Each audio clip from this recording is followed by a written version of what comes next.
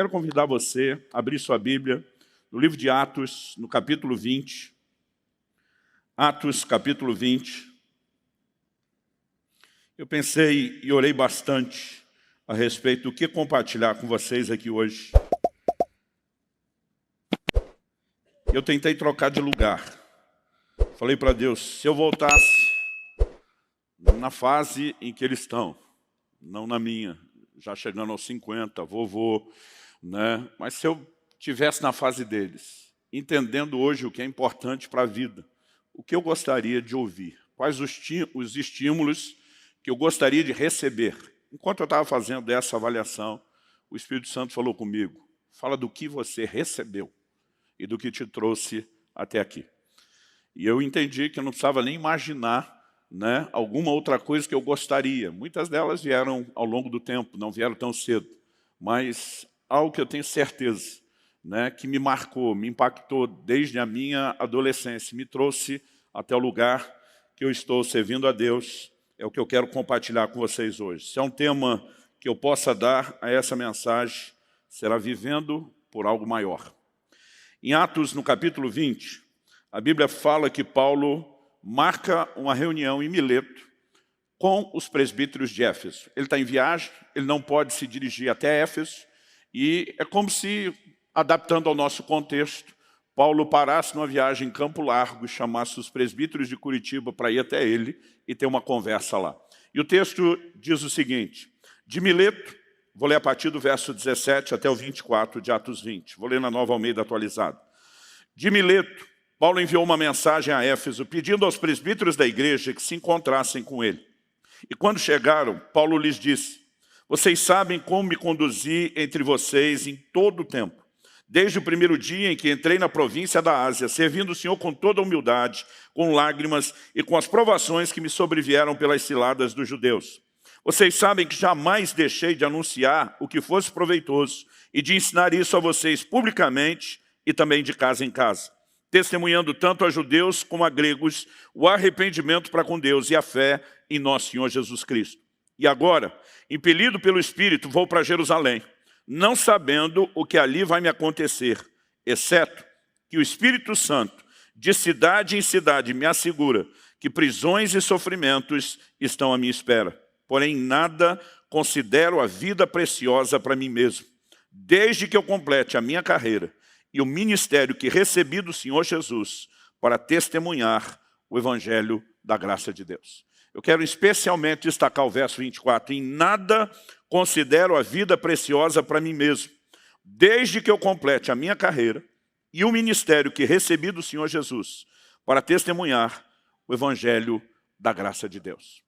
Quando Paulo fala a respeito de não considerar sua própria vida preciosa para si mesmo, em função de um anseio, né, de uma obsessão por completar a carreira, ele está falando que sua vida era norteada por algo muito maior do que mere simplesmente propósitos egoístas ou naturais e terrenos. Então, quando ele está nessa conversa com os presbíteros da igreja de Éfeso, ele está procurando estimulá-los por meio do seu próprio exemplo. Ele diz, vocês sabem que eu tenho servido o Senhor com toda humildade, com lágrimas, né, diante das provações, das ciladas que os judeus colocaram diante de mim. Em outras palavras, ele está dizendo, vocês sabem o preço que eu tenho pagado até aqui, mas nunca deixei de anunciar a vocês o que fosse proveitoso, nunca deixei de ensinar isso publicamente e também de casa em casa, nunca deixei de testemunhar tanto a judeus como a gregos o arrependimento para com Deus e a fé em nosso Senhor Jesus. E ele diz agora, indo para Jerusalém, a única garantia que eu tenho é que o Espírito Santo me assegura que o que me aguarda de cidade em cidades são cadeias, são, né, perseguições, prisões, sofrimentos estão à minha espera. Muitas vezes nós ficamos tentando estimular as pessoas a viver o Evangelho de forma mais intensa, né? Pregá-lo é um desafio ainda maior. E muitas vezes com todo estímulo e encorajamento é difícil fazer alguém romper a inércia e se mexer. Mas Paulo está dizendo, eu sei que o que me aguarda são sofrimentos, são prisões, e mesmo assim ninguém me segura. Mesmo assim ninguém me para. Mesmo assim eu estou de cabeça erguida, seguindo sempre adiante. Por quê? Ele diz, porque eu não considero minha vida preciosa para mim mesmo. Em outras palavras, ele está dizendo, e ele afirma isso em outra conversa no livro de Atos, eu estou disposto não apenas a ser preso, eu estou disposto a morrer pelo evangelho de nosso Senhor Jesus. E aqui nós vemos alguém que, obviamente, está comunicando algo que é fora do padrão. Ele está dizendo, eu não vivo por aquilo que normalmente guia e dirige a vida de vocês. Preocupações apenas com aquilo que é natural e terreno. Ele está dizendo, eu vivo por algo maior.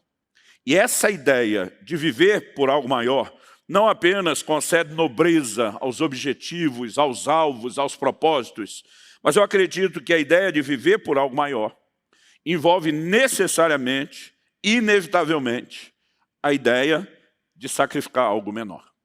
Porque para que você consiga viver por aquilo que é maior, você provavelmente vai ter que sacrificar algumas coisas menores. Ele está dizendo, eu estou disposto a sacrificar o meu conforto, eu estou disposto a sacrificar aquilo que me agrada, eu estou disposto a sacrificar minha própria vida. E o que leva alguém, não apenas um gigante do Novo Testamento, da fé e da história da igreja como Paulo, mas o que leva alguém a absorver esses valores e conseguir entrar nesse lugar de convicção e nortear a sua vida de uma forma inabalável por esses princípios. Acredito que isso é a soma do entendimento de muitos princípios e valores da palavra de Deus, sem contar que a gente pode destacar a própria experiência de Paulo, que o leva a um entendimento mais profundo dessas verdades espirituais. Mas, embora ao longo do caminho haja inúmeras experiências, né? E as experiências são importantes, são marcantes, elas despertam a nossa vida. Acredito que em outros momentos o que eu e você precisamos para permanecer firme no mesmo trilho, decididos a viver por algo maior, é a consciência de verdades e princípios que devem nortear a nossa vida. Eu gostaria de conversar com vocês sobre a importância de viver por algo maior, construindo isso em cima de 3 alicerces. No primeiro, eu quero falar da importância da gente definir o que é mais importante. Quando falamos em termos de vida, e não apenas vida terrena, mas vida eterna. Em segundo lugar, a gente precisa entender que, depois de compreender o que é mais importante, nós vamos ter que batalhar com o que eu vou classificar aqui de distrações da vida terrena. Qualquer pessoa que entende a importância de ser norteado por aquilo que é eterno, precisa estar consciente de que ele vai travar uma batalha com distrações da vida terrena. E em terceiro e último lugar, eu queria destacar aquilo que para mim, eu particularmente acredito que é uma das formas de nós nos mantermos firmes na perseguição do alvo. É aonde ajustamos o nosso foco, a importância de estar mirando, né, visando a recompensa eterna que Deus tem para nós. Essas verdades são parte do balanço que eu tenho feito, né, daquilo que tem guiado a minha vida. São mais de 30 anos de ministério. Deles, né, praticamente aí 28 anos e meio só no exercício do ministério pastoral. E durante esse tempo e essa caminhada, eu consigo olhar para trás e perceber que desde a adolescência eu precisei parar, pensar, e lógico que a gente não descobre essas coisas sozinho. Eu dei ouvidos ao que Deus diz, ao que homens e mulheres de Deus que viviam de uma forma diferenciada diziam, mas foi parar para avaliar no que consiste a vida. E eu queria que você fosse rapidinho comigo, lá para o Evangelho de Lucas, no capítulo 12. Evangelho de Lucas, capítulo 12. Eu queria que a gente lesse a partir do versículo 13. Jesus está ensinando publicamente, e no momento da sua mensagem, do seu ensino, ele é interrompido por uma pessoa que se dirige a Jesus fazendo um pedido. Eu não sei se você tivesse tido a oportunidade, né, de estar presente nos dias do ministério de Jesus e pudesse de alguma forma abordá-lo e pudesse fazer algum tipo de pergunta ou pedido a ele, se você já imaginou o que é que você escolheria, como você gastaria o crédito da pergunta. Eu já pensei nisso muitas vezes e já briguei comigo muitas vezes, mudando de ideia, né, repensando, analisando. E nós temos aqui um camarada que teve a chance que muitos de nós gostaríamos de ter e aparentemente ele queimou a sua oportunidade. O texto diz assim, Lucas 12:13. Nesse ponto, um homem que estava no meio da multidão disse a Jesus: Mestre, diga a meu irmão que reparta comigo a herança. Verso 14 diz: Mas Jesus lhe respondeu: Homem, quem me nomeou juiz ou repartidor entre vocês? Jesus publicamente retribui, né? Devolve a resposta daquela pergunta tola de um pedido de ajuda para repartir herança e diz: quem foi que disse que eu estou aqui para esse tipo de coisa? Quem foi que me nomeou nesse lugar e para exercer esse tipo de responsabilidade? Não bastasse essa invertida pública, no verso 15, Jesus começa a ensinar. E o texto diz assim: então lhes recomendou, tenham cuidado e não se deixem dominar por qualquer tipo de avareza, porque a vida de uma pessoa não consiste na abundância dos bens que ela tem, que ela possui. Quando Jesus pega o pedido daquela pessoa, que é um pedido de ajuda para a repartição da herança dos bens materiais, e simplesmente ele diz: tenham cuidado e não se deixem dominar por qualquer tipo de avareza, ele diz, falando no pedido que esse tolo me fez, e ele simplesmente, publicamente, agora vai falar contra a avareza. Em primeiro lugar, eu não queria estar na pele desse cidadão. Mas em segundo, eu fico grato a Deus, porque seja ele ou todos os outros, receberam o que eles precisavam. O que esse camarada precisava não era alguém passando a mão na cabeça dele. O que ele precisava era alguém abrindo os seus olhos. Era alguém fazendo com que ele enxergasse a verdade. E a partir do verso 16, Jesus emenda uma parábola. No verso 15, quando ele pede cuidado para não se deixar por qualquer tipo de avareza, ele começa dizendo o que a vida não é, no que ela não consiste. Ele diz: a vida de uma pessoa não consiste na abundância dos bens que ela tem. Jesus tinha uma didática incrível. Muitas vezes, antes de dizer no que algo consistia, ele começa dizendo no que não consiste. Muitas vezes, antes de colocar o fundamento correto, ele começava removendo o fundamento errado. Eu não sei você, mas eu me lembro dessa fase na vida, onde você começa a perceber que dinheiro é tão importante para você acessar tanta coisa. E você começa a imaginar que quanto mais você juntar e tiver, melhor vai ser a vida, né? Não apenas divertida, mas vai proporcionar a você realização, satisfação. E o Senhor Jesus está dizendo, a vida de uma pessoa, isso é a ótica divina, obviamente, não consiste na abundância dos bens que ela possui. Então ele emenda no verso 16, e acredito que aqui, depois de dizer no que não consiste, é que ele vai mostrar no que deve consistir a vida. Jesus lhes contou ainda uma parábola dizendo: o campo de um homem rico produziu com abundância. Então ele começou a pensar: que farei? Pois não tenho onde armazenar minha colheita. Que problemão. Até que disse: já sei, destruirei os meus celeiros, construirei outros maiores, e aí armazenarei todo o meu produto e todos os meus bens. Então direi à minha alma: você tem em depósito muitos bens para muitos anos. Descanse, coma, beba e aproveite a vida. Mas Deus lhe disse: louco, essa noite lhe pedirão a sua alma, e o que você tem preparado, para quem será? E aí Jesus emenda e finaliza: assim é o que ajunta tesouros para si mesmo, mas não é rico para com Deus. Se a vida não consiste na abundância dos bens que possui, Jesus está dizendo não é em riqueza terrena, no que ela consiste. A conclusão que o leva a chamar esse homem de louco, de insensato, né, de botar a classificação de estúpido nele, é quando Jesus diz: assim é todo aquele que junta tesouros para si. Ele quer se enriquecer, mas não é rico para com Deus. Diante disso, a resposta de no que consiste a vida nos remete a uma única conclusão. A vida não consiste na abundância de bens que o homem possui, mas sim em ser rico para com Deus. E quando eu e você começamos a pensar por essa perspectiva, as coisas precisam mudar de figura. Me lembro de um dia onde uma pessoa da igreja mesmo falou: pastor, eu te admiro. O senhor é um homem tão sem ambição. Eu estou dedicando minha vida aqui a enriquecer e o senhor a pregar o evangelho. Eu falei: querido, que você tem suas ambições monetárias, isso já é bem visível para todos nós. Mas, por favor, não diga que eu não tenho ambição. A minha ambição é outra. Você decidiu ser rico só nesse pequeno estágio de vida terrena. Eu decidi ser muito rico por toda a eternidade. A sua ambição te faz se dedicar aqui. A minha ambição está me fazendo construir para a eternidade. Só não diga que eu não sou ambicioso. nossas ambições são diferentes. Eu e você precisamos entender, e daqui a pouco eu vou falar o que é mirar a nossa recompensa eterna do lado de lá, mas um conceito que precisa nos ajudar a entender a importância do que é ser rico para com Deus e investir na eternidade, é entender o quão breve e passageira é a vida. A palavra de Deus diz em 1 de Pedro, no capítulo 1, nos versículos 24 e 25, citando um texto do Antigo Testamento, ele diz: porque toda a humanidade é como a erva do campo, e toda a sua glória é como a flor da erva.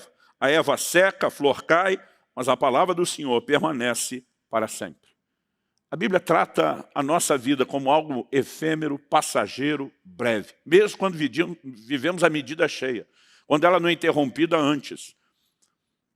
Talvez a fase da vida onde você está, a ficha não caiu ainda. Eu me lembro quando recém-casado e nasceu o nosso primeiro filho, nós começamos a ouvir esse discurso, depois quando veio, né, a segunda, a nossa filha, a gente continuava sempre ouvindo os mais velhos e todo mundo falava a mesma coisa. Aproveita, porque passa depressa. Eu ficava bravo, incomodado, dizia para minha mulher, esses pais recalcados que não aproveitaram e não curtiram os filhos, acham que nós vamos cometer a mesma bobagem, fica falando. Meu amigo, deixa eu dizer para você, eu curti cada momento da vida deles. Mas sabe o que eu falo para todos os pais novos hoje? Aproveita, porque passa depressa. É impressionante, né, o como a gente simplesmente vai olhando a vida passar, correr, né, e daqui a pouco você fica se recusando a acreditar que está tiozão, que está ficando velho, não importa se você virou vô, se a barba está branca, né, tudo dentro de você se recusa. Eu lembro quando era garoto, imaginava um cara de 50 anos como muito velho. Agora eu digo, é tão novo, porque tudo é uma questão de perspectiva. Mas quando você pensa em termos do tamanho da duração da vida, da energia, do pique da disposição, gente, eu já passei da metade. Eu já estou, que nem o avião, ele sobe, ganha aquele estágio de cruzeiro, o platô, e depois entra em procedimento de descida. Eu já estou na classificação, queira Deus que o aeroporto esteja bem longe de quem já entrou em procedimento de descida. Então, isso era algo que eu resolvi acreditar quando novo, mas não consegui absorver. Mas acredite, a vida passa muito depressa. Ela simplesmente vai acelerando cada vez mais, até o ponto, às vezes, alguns de nós querer gritar, alguém para o mundo que eu quero descer, porque o negócio fica insano. Alguém disse, pastor, eu tenho a impressão que o tempo passa cada vez mais rápido com os anos. Eu falei, não, a turma que marca lá no relógio disse que é a mesma coisa. Né? Ele falou, mas a sensação é que é mais rápido. Eu falei, deve ser uma questão de proporcionalidade. Quando você tinha 5 anos de idade, um ano era 1/5 da sua vida. Quando você tem 50 anos, um ano é 1/50 da sua vida. Significa que proporcionalmente aquilo significa cada vez menos diante do que você tem. Mas a verdade é que nós vamos assumindo compromissos e eles só aumentam. Né? Eu lembro quando era solteiro, era um nível de preocupação. Quando você casa, constitui família, é outro. Quando os filhos nascem, é outro. À medida que nascem mais filhos, são outros ainda, que eles crescem. Né? E simplesmente a vida ela passa muito depressa. Agora, além de reconhecer o que a Bíblia ensina, que a vida é breve, nós também precisamos reconhecer uma outra verdade e declaração importante quando a gente quer ser seletivo no que vai investir. Em Eclesiastes, no capítulo 5, no versículo 15, a Bíblia diz, como saiu do ventre da sua mãe, a saber, nu, assim voltará, indo-se como veio, e do seu trabalho nada poderá levar consigo. Essa afirmação bíblica ela é repetida no Novo Testamento. Na primeira carta de Paulo a Timóteo, nós vemos exatamente a mesma declaração sendo feita. Né? Quando eu olho para essa afirmação da Escritura, da Palavra de Deus, em 1 Timóteo, no capítulo 6, no versículo 7, a Bíblia simplesmente diz, porque nada trouxemos para o mundo, nem coisa alguma podemos levar dele.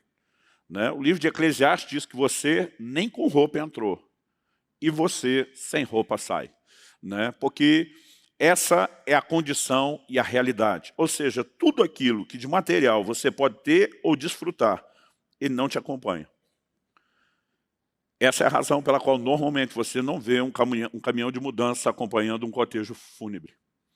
Embora na antiguidade os faraós fizeram isso, enchiam as suas tumbas, né, que continuam até hoje sendo descobertas. Todo tesouro está lá.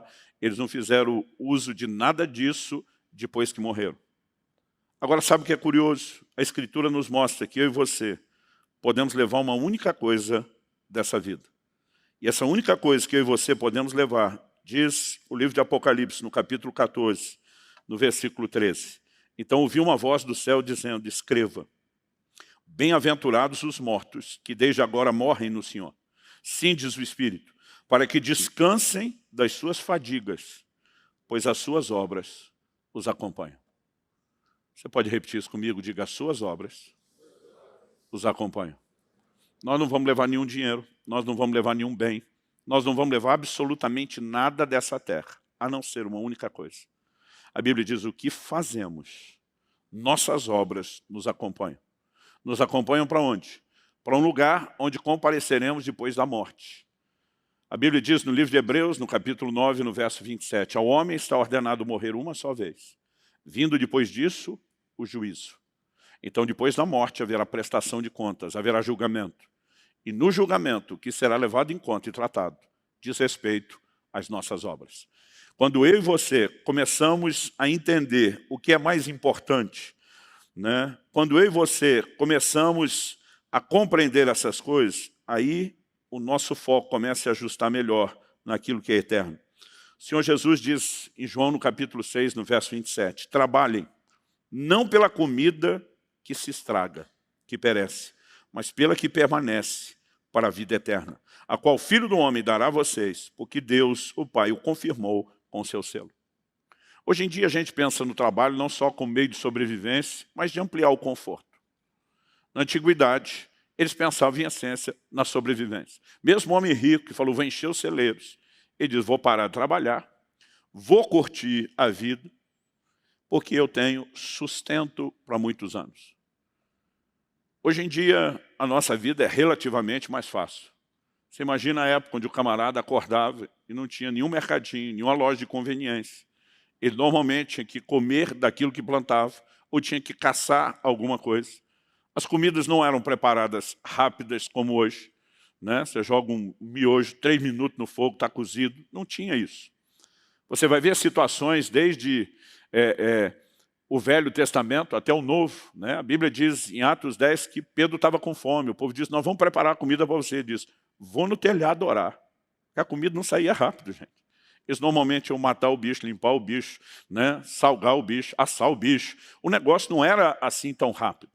E muitas vezes a pessoa trabalhava o dia inteiro para ter o que comer no próximo dia. Enquanto ela garantiu a comida do próximo dia, no próximo dia ela tinha que caçar de novo para garantir a do outro dia. Hoje nós ainda pensamos num pouquinho mais, quando falamos de uma produtividade que pode dar um pouco de conforto, mas Jesus está dizendo, não trabalhem pela comida que perece. Trabalhem por aquela que permanece para a vida eterna.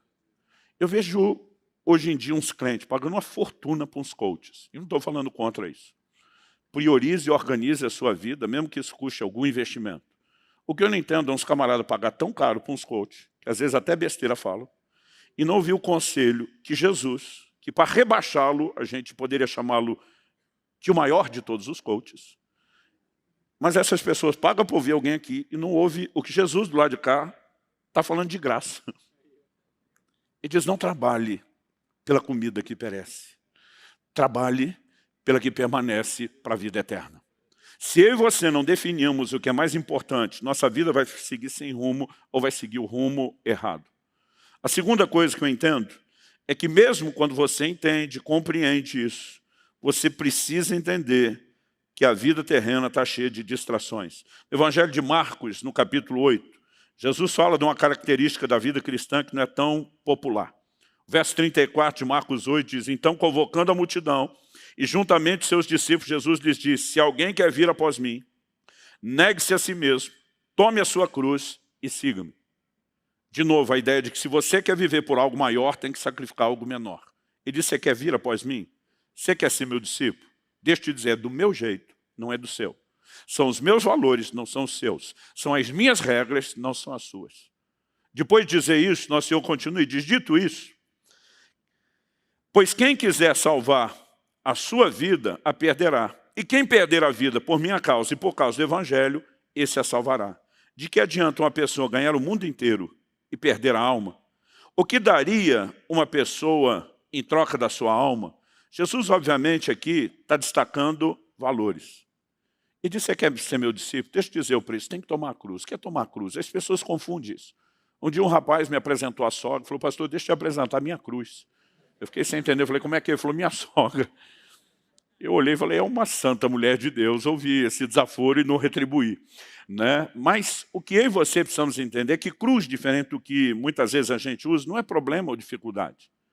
Quando Jesus foi sentenciado à morte por crucificação, que era uma das formas de execução mais comuns do Império Romano, ele foi obrigado a carregar sua cruz até o lugar da crucificação. Isso era uma confissão e uma admissão pública para todo mundo que o assistia carregando a cruz. Eu fui sentenciado à morte. Sou um condenado à morte. Jesus está dizendo: quer ser meu discípulo? Pega a sua cruz e assuma diante do mundo inteiro que você vai ter que morrer para você. Você não tem mais o direito de viver para você, se quiser ser meu discípulo. Em outras palavras, ele está dizendo: assuma a sentença de morte. Mas aí ele diz assim no verso 35, quem quiser salvar sua vida, vai perdê-la. E quem perder sua vida por minha causa, por causa do Evangelho, esse a salvará. Às vezes eu li uns textos que não entendia, pensava: Deus, Senhor, é do contra. O que se humilhar vai ser exaltado, o que exaltar vai ser humilhado. Parece que o Senhor quer sempre ir na contramão. O cara tentou salvar, perde. Tentou perder, salva. Na verdade, o que eu e você precisamos entender é que Jesus acabou de anunciar: você vai morrer para si. Aí diz assim: quem quiser salvar a sua vida, e salvar a sua vida é escapar da cruz. Aí vai perder. É aí que vai dar ruim. A perda não é a cruz. A perda é você fugir da cruz. Mas aí depois ele diz: mas quem perder a sua vida por minha causa e por causa do Evangelho, acertar a cruz, morte para si mesmo, esse a salvará. Ele não está falando nem da salvação eterna, mera e simplesmente. Ele está falando de, muitas vezes, pessoas que querem se poupar da privação em nome de vamos divertir, elas viverão as maiores perdas. Gente que aceita a perda, vamos nos privar do que é necessário, viverão os maiores deleites. Quem está entendendo, diga amém. Aí depois ele pergunta: de que adianta a pessoa ganhar o mundo inteiro e perder sua alma? Que daria uma pessoa em troca da sua alma? Mas a verdade é que, ainda que se as pessoas fossem pensar de forma fria, não negociariam a alma. Normalmente não é assim que elas pensam. Por quê? Porque muitas vezes a gente acaba sendo levado e distraído por aquilo que é terreno. A pregação contemporânea do Evangelho tem focado demais aquilo que é terreno. Gente, de coração, eu não estou aqui dizendo que Deus não quer trazer bênçãos que envolvam questões materiais e terrenas. Mas quando o Evangelho parece se reduzir só a isso, aí nós temos algo muito errado. Porque em 1 Coríntios 15, 19, Paulo diz: se é só para essa vida que esperamos em Cristo, nós somos de todos os homens os mais dignos de lástima. Então não estou aqui dizendo que ele não pode abençoar sua casa, constituir família, como fez com as parteiras do Egito, que ele não pode te fazer prosperar e derramar inúmeras bênçãos materiais. Mas se o Evangelho for só isso, nós o empobrecemos demais. Ele é muito mais do que isso. E, na verdade, o grande foco não é naquilo que é terreno, é naquilo que é eterno. E muitas vezes nós não percebemos o quanto a gente pode, ao longo do caminho, ser distraído por um foco errado. A pergunta que eu e você precisamos fazer: o Evangelho proporciona só lucro? Ou ele também traz perdas? Se você olhar principalmente a perspectiva natural, terrena, temporária, ele não vem oferecendo apenas ganho, ele vem oferecendo perda. Na eternidade, esqueça as perdas. Ele nos oferece só ganho. Mas agora, muitas vezes eu e você vamos ter que sacrificar algo menor por causa daquilo que é maior.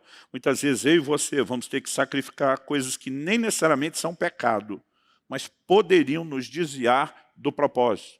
Então, quando Paulo diz em Filipenses 3, versículos 7 e 8, que ele considerava como perda todas as coisas por causa de Cristo, ele mostra que nesse relacionamento, quando Cristo se torna o objeto maior da minha e da sua obsessão, da minha e da sua fascinação, aquele grande alvo, aquele grande propósito a ser perseguido, em algum momento nós vamos ter que escolher para algumas coisas e dizer: prefiro te perder do que perder ele. Ele diz, eu prefiro perder essas coisas para que eu possa ganhar a Cristo. Nem sempre significa que algumas coisas são necessariamente erradas, mas algumas vezes elas podem simplesmente nos roubar do plano e do propósito. O próprio Jesus teve que lidar com isso.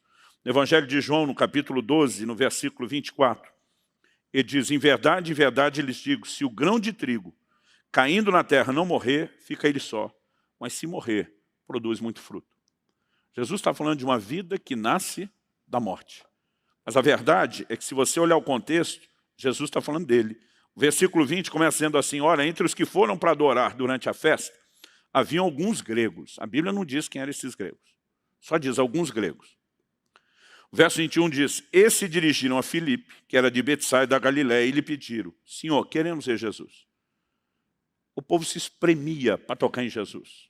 A multidão se aglomerava, todo mundo queria, mas de alguma forma, o pedido dessa turma feita a Filipe passa por um filtro. Verso 22 diz, Filipe foi dizê-lo a André. E André e Filipe juntos, entram em acordo, comunicaram a Jesus. Quem eram esses gregos que conseguiram tão rápido acesso a Jesus? A Bíblia não é clara. Mas a lógica me faz pensar que não se tratava de gente qualquer. Agora vamos pensar no seguinte. A Grécia ainda era, nesses dias, apesar do Império Romano ter se tornado um império de proporções mundiais, depois da morte de Alexandre o Grande, ela ainda era aquela que cultivava o pensamento dominante.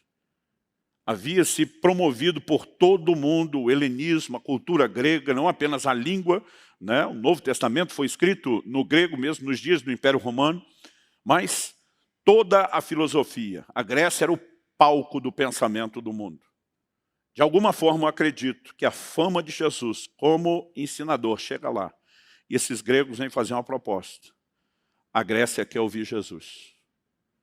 O texto diz assim, quando eles comunicaram isso a Jesus, é o momento que Jesus responde, é chegada a hora de ser glorificado o Filho do Homem. Eu acho que, se eu sou um dos dois, eu penso, nós vamos para a Grécia com o mestre. Agora nós vamos brilhar.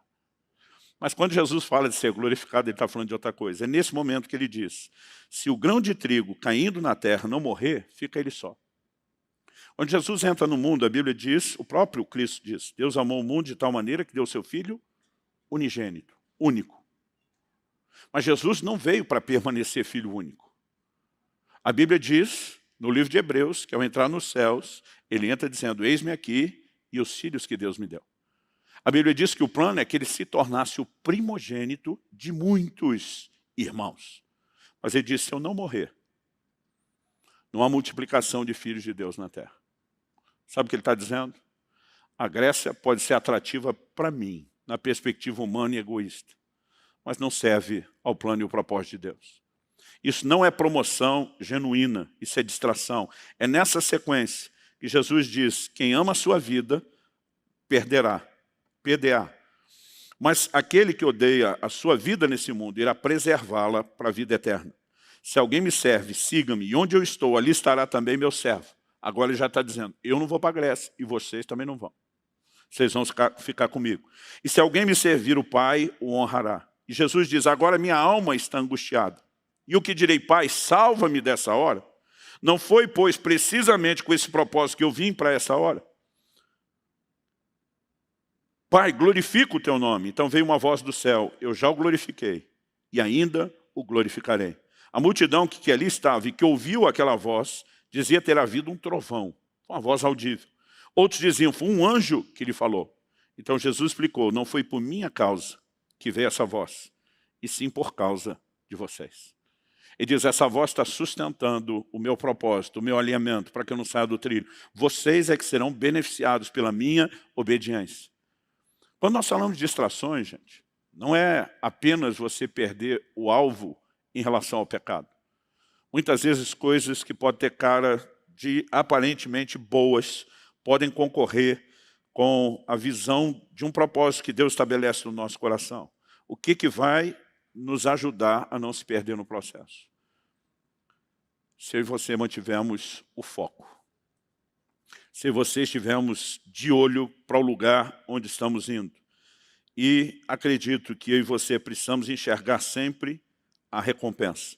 Quando Jesus diz no versículo 25, Quem ama a sua vida perde, mas o que odeia, né, ou aborrece sua vida nesse mundo, vai preservá-la para a vida eterna. O tempo todo ele está falando para mim e para você. Você pode fazer uma escolha de buscar gratificações temporárias ou de buscar recompensas eternas. Se eu e você escolhemos viver por algo maior, não é apenas o quão nobre é a nossa escolha, mas o algo maior também é algo maior, inclusive em termos de recompensa, inclusive em termos de gratificação, inclusive em termos de retorno do investimento. E eu e você precisamos aprender a colocar os nossos olhos na recompensa. Quem está entendendo, diga amém. Segundo aos Coríntios, capítulo 5, versículos 10 e 11, Paulo diz assim: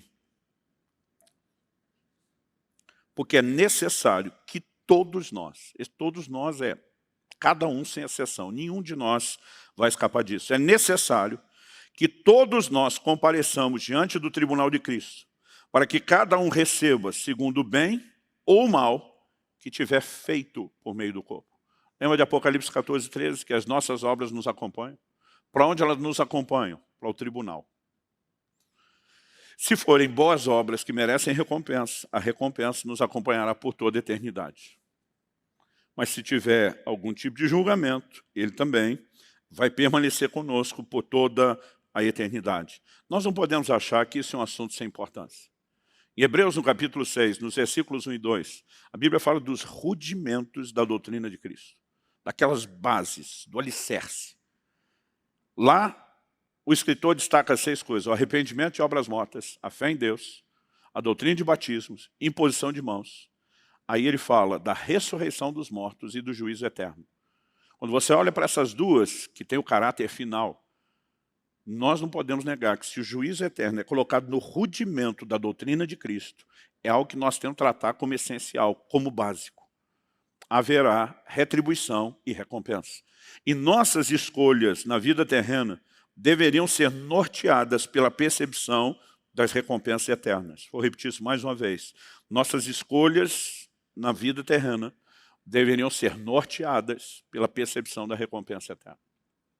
Dá uma olhadinha comigo em Hebreus, no capítulo 11, versículo 35. Ele começa falando até o versículo 32 dos heróis da fé.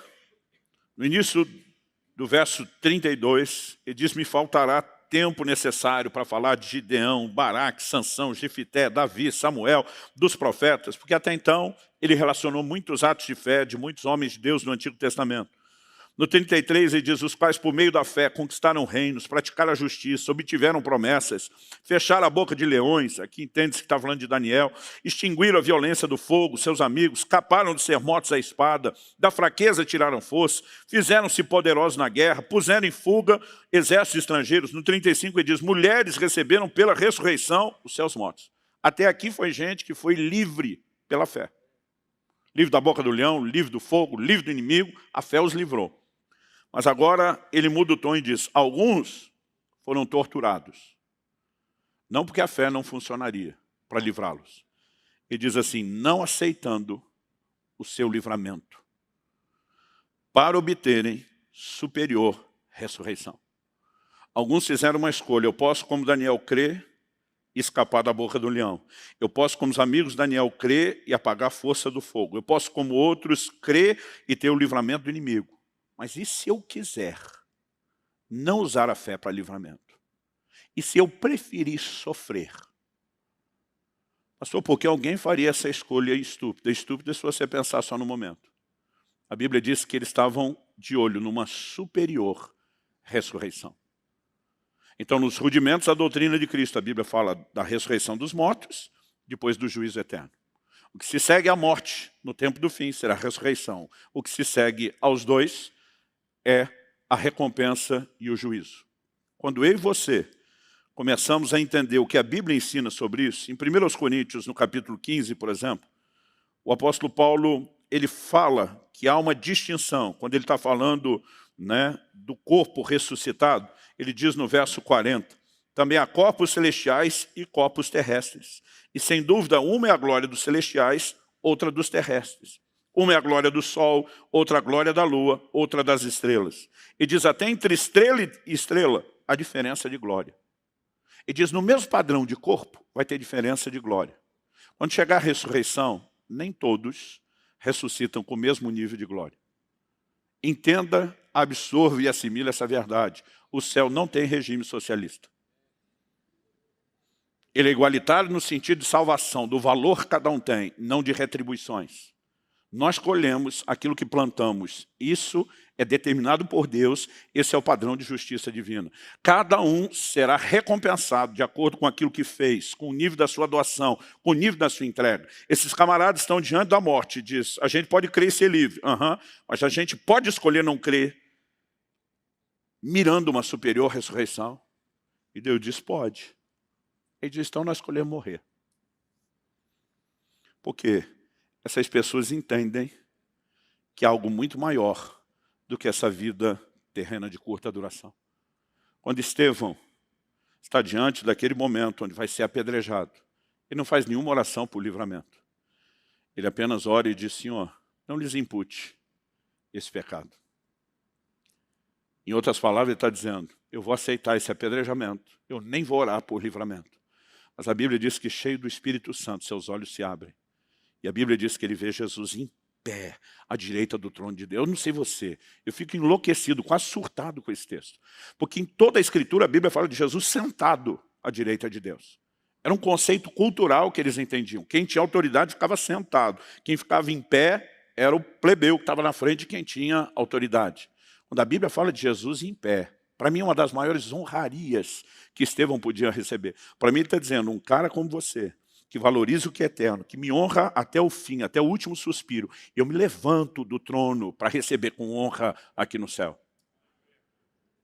E se existe algo que deveria nortear a minha e a sua vida, é essa disposição que nasce de um entendimento de viver por algo maior. Como eu falei antes, eu não sou uma pessoa, eu não me considero desprovido de ambição. Minha ambição é outra. Eu decidi que eu queria ter algo que durasse por toda a eternidade. Paulo diz em 1 Coríntios 3,10, segundo a graça de Deus que me foi dada, lancei o fundamento como sábio construtor, e outro edifica sobre ele, porém cada um veja como edifica. Paulo diz antes que o fundamento é Cristo, isso não pode ser mudado. Mas ele diz, depois que Cristo entrou, o que vai ser construído em cima do alicerce, do fundamento, cada um veja bem como é que vai construir. Ele diz assim, verso 12, se o que alguém edifica sobre o fundamento é ouro, prata, pedras preciosas, aqui está falando não só de um edifício valioso, mas de coisas resistentes ao fogo. Aí ele continua a lista e diz, madeira, feno, palha. Aqui ele não está falando só de um edifício, de um tipo de casa ou moradia que não tem tanta honra, mas ele está falando de coisas que não resistem ao fogo. Ele termina dizendo assim, a obra de cada um se tornará manifesta, pois o dia a demonstrará, porque será revelada pelo fogo, e o fogo provará qual é a obra de cada um.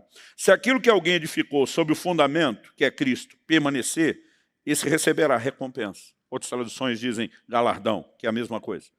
Se a obra de alguém se queimar, esse sofrerá dano. Porém, ele mesmo será salvo, mas como que através do fogo. A Bíblia faz uma diferença entre salvação e galardão. Se o que eu e você construímos para a eternidade não resiste ao fogo, você entra salvo, mas sem galardão. Como dizia um amigo meu, salvo, mas sapecado pelo fogo.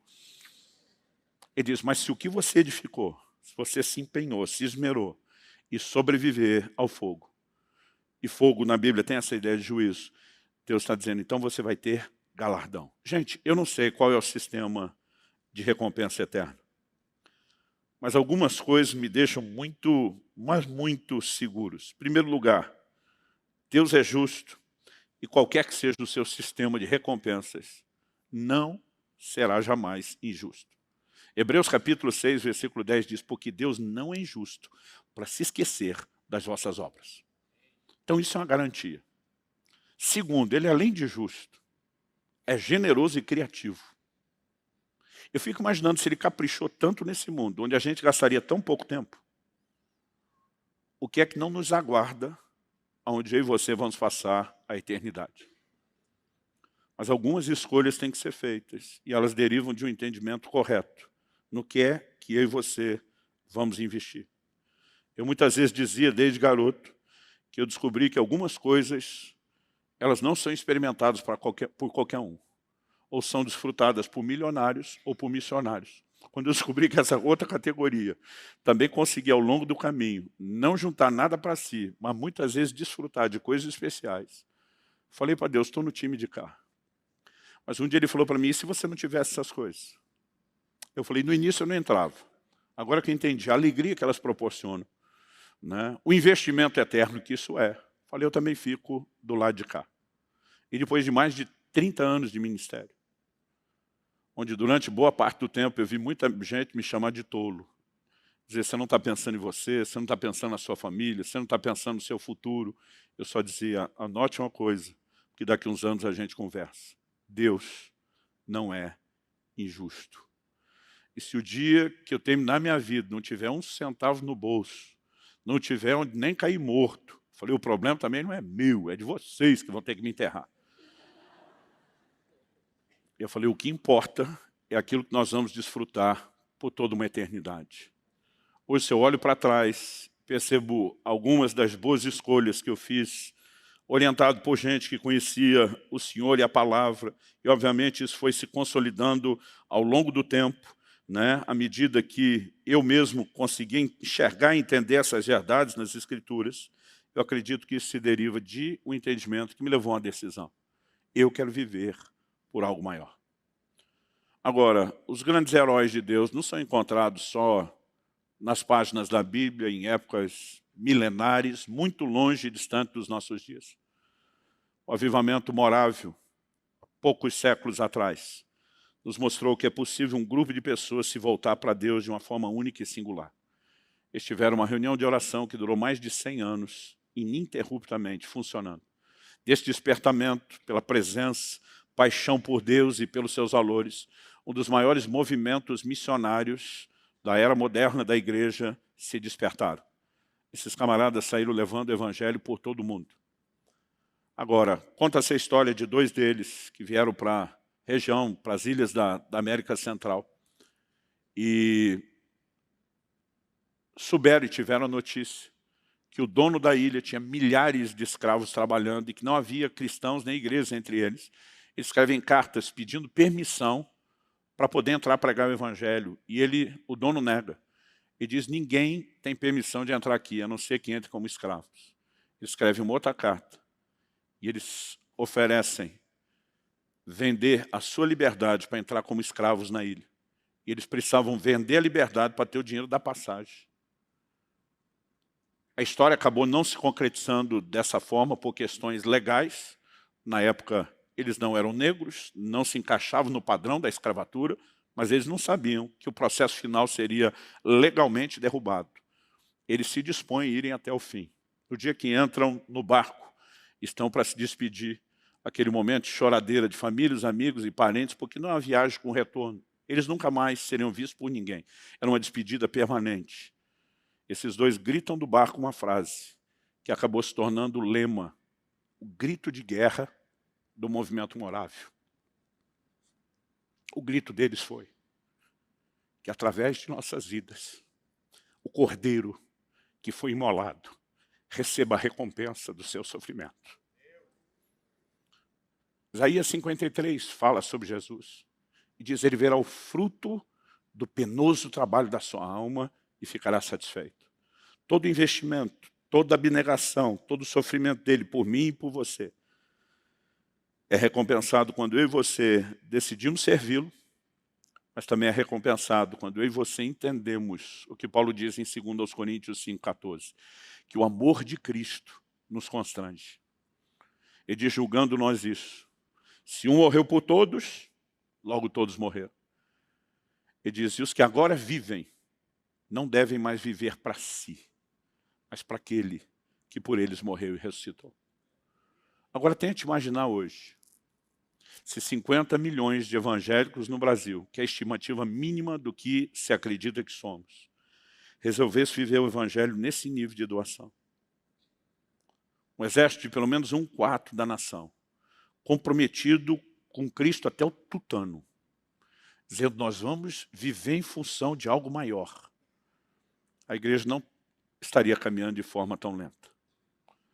Mas eu acredito que isso não é um sonho distante, não é utopia, nem algo impossível.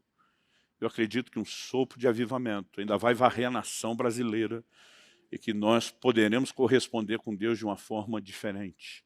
Mas sabe, não se trata de mero e simplesmente você ser egoísta. Então deixa eu escolher o que no final é melhor para mim. Na verdade, a disposição de Deus recompensá-lo é porque você aceitou o que é melhor para ele, o que será melhor para muitas outras pessoas. E ele diz, para não ser injusto, eu deixo isso bom para você também. Mas se você entendemos o nível de doação de Cristo, mesmo se ele falasse, estou recrutando voluntários, sem nenhuma recompensa, só em nome do que eu já fiz por você, eu acho que isso já deveria ser suficiente para você dizer, conta comigo, eu quero te levar a sério. Sabe, eu acredito que o crente que sai, vira as costas para os prazeres do mundo, mas não entra para mergulhar em Deus de verdade, ele acaba ficando num lugar muito sem graça. Está certo que ele deixou as coisas que custarão a morte eterna, mas ainda que naturais, tinha algum tipo de gratificação e diversão. Mas quando eu e você vivemos uma vidinha religiosa, sem vergonha, eu não acredito que isso seja o grande motivo da troca. Precisa haver algo que norteie a minha e a sua vida para mergulhar nesse negócio de cabeça. Para dizer, eu vou entrar com tudo, eu vou sem reserva, eu vou dar tudo de mim. Outro dia alguém falou, pastor, parece que o que vocês incitam é um certo fanatismo. Não, fanatismo é pouco porque a gente quer. Fanatismo as pessoas fazem sem ter Cristo. O nosso é um outro nível de loucura. Tem que ser mais do que isso. Porque, nas palavras do próprio Jesus, essa é a natureza do Evangelho. Eu e você fomos chamados para viver por algo maior. E para isso nós vamos ter que escolher morrer para algumas coisas menores. Você recebe essa palavra hoje? Feche seus olhos, onde você está, sentado mesmo.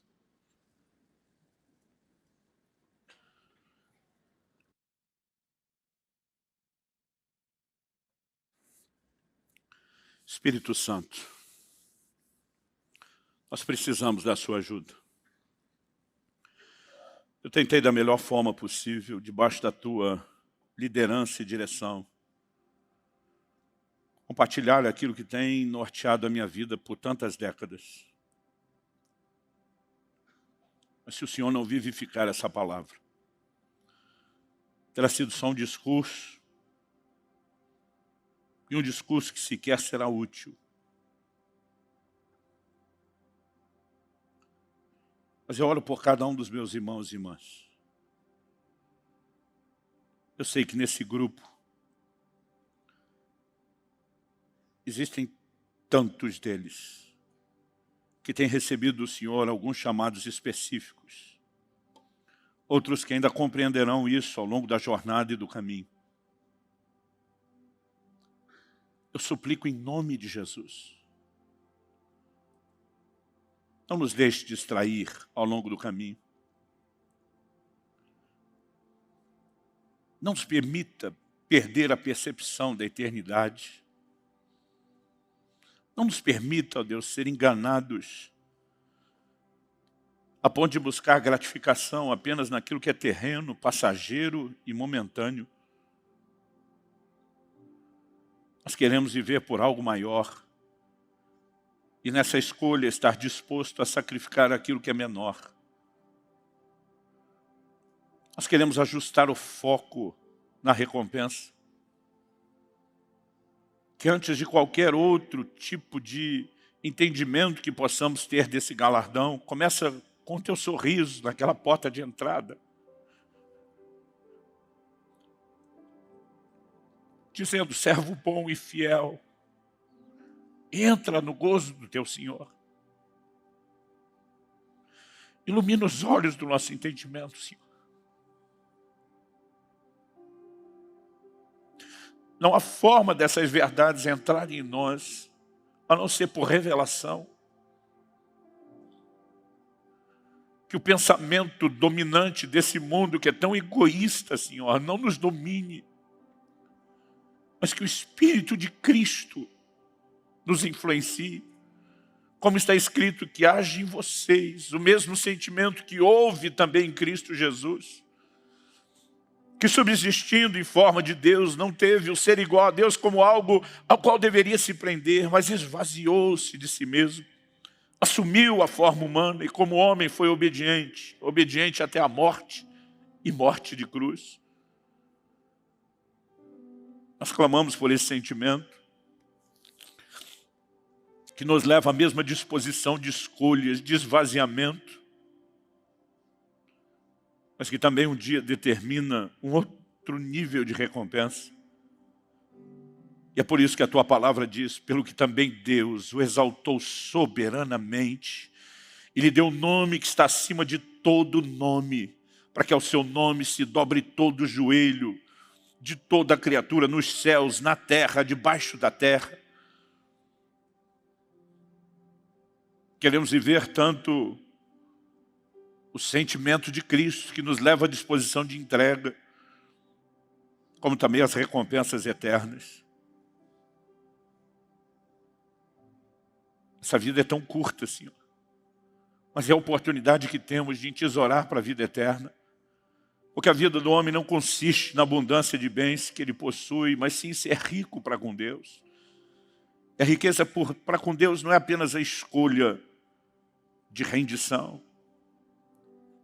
Ela começa com isso, mas envolve entesourar para a vida eterna. Nós queremos ser úteis ao Senhor. Queremos fazer diferença na nossa geração. Queremos viver o Evangelho de verdade, de forma completa e intensa. E nessa noite, Senhor, queremos, por um lado, nos arrepender de muitas vezes ter um foco tão egoísta, buscando um tipo de recompensa, de prazer e de deleite que nem se compara com aquele que o Senhor propôs. Abre os nossos olhos. Só o Senhor pode nos levar a esse lugar de entendimento e compreensão. Isso sim norteará nossas escolhas. Queremos escolher com sabedoria e semear para a eternidade, investir para a eternidade. Se ao longo do caminho o Senhor nos permitir de alguma forma desfrutar ao longo dessas escolhas de recompensas terrenas, que elas venham, mas não dependemos delas, Senhor.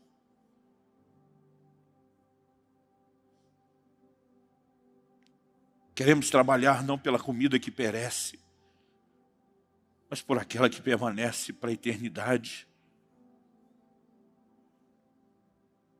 Sopra sobre nós.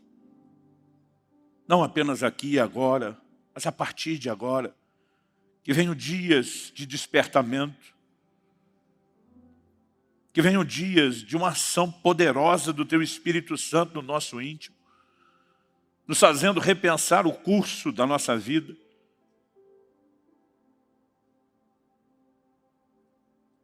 Antes que chegue aquela fase de arrependimento tão comum a todos na velhice. Razão pela qual a Tua própria palavra nos adverte no livro de Eclesiastes.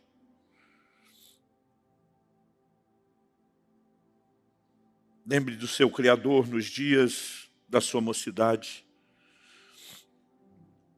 antes que venham os dias maus e cheguem os anos em que você dirá, não tenho neles prazer.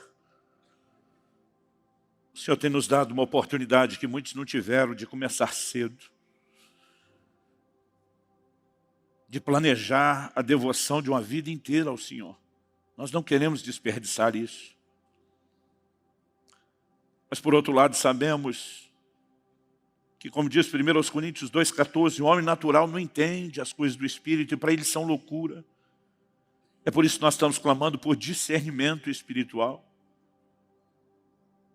Ilumina os olhos do nosso entendimento, abra nossa mente e o nosso coração.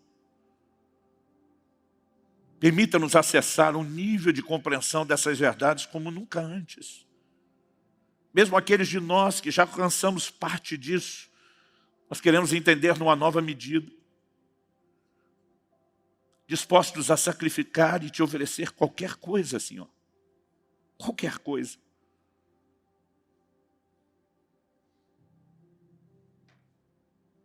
Nós oramos em nome de Jesus. E quando chegar os dias da nossa velhice, ou mesmo depois da nossa partida, que aqueles que se lembram de nós forem se referir a nós, Senhor, que possam dizer, viveram por algo maior. Escolheram ser tão nobres, que entraram na classificação de Hebreus 11, homens dos quais esse mundo não era digno.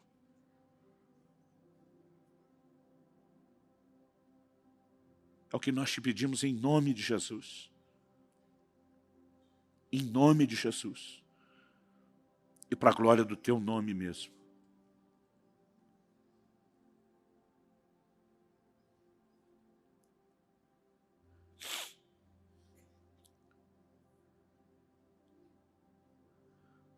Fale com Deus um instante. Talvez seja uma boa hora de pensar e repensar o curso da sua vida. Suas decisões, suas metas.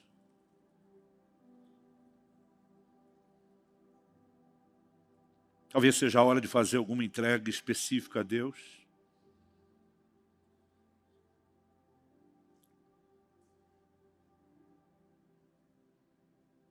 Ou mesmo de clamar para que Ele traga a direção daquilo que Ele tem para a sua própria vida. De modo que você possa se ajustar e se alinhar. Mas acredito que mesmo antes de saber o caminho que nós vamos trilhar, nós podemos dizer como Lutero, grande reformador, posso não conhecer os caminhos pelo qual Ele me conduz, mas conheço bem o meu guia. Ele é digno de confiança, a ponto de você poder se entregar mesmo antes de saber o caminho, e dizer, eu vou confiar no Senhor. Eu vou confiar o destino e o curso da minha vida nas tuas mãos e ao cumprimento do teu propósito. Eu vou escolher viver como Paulo, dizendo, em nada tenho a minha vida como preciosa, contanto que eu complete a carreira de testemunhar o Evangelho da graça de Jesus Cristo. Cumprir o ministério.